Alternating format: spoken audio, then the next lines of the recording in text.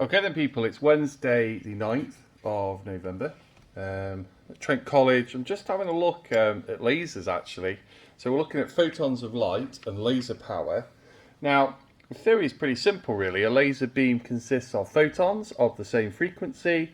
The power of a laser beam is the energy per second transferred to the photon. So all these photons are beaming on my screen, some of them are reflected off and obviously come off the camera. The lasers are down here at the bottom and they're coming off this piece of card. Okay, so if we've got photons of frequency f, the power of the laser beam will be n, which is the number of photons in the beam passing a fixed point each second. So number per second times h times f gives you the power. Simple as that. Now one thing to think about is I can take a lens. So here's a diverging lens. If I put it in the way of the beam, look what happens to the beam. So the purple one, it was a really tight dot here. It's really small. And now it becomes bigger. Okay, and the energy spread out. Now it looks bright, but here, this is really intense in the middle. Whereas now when it's spread out over a bigger area, we can actually think of the energy being spread out, can't we? So not so bright. We can try it with the red one. Got a lovely disc there. Now what's really interesting is my eye can see really, really clearly, but my camera phone is a little bit rubbish. I'm sort of seeing like a disc that looks a bit like the moon with a very, very distinct edge.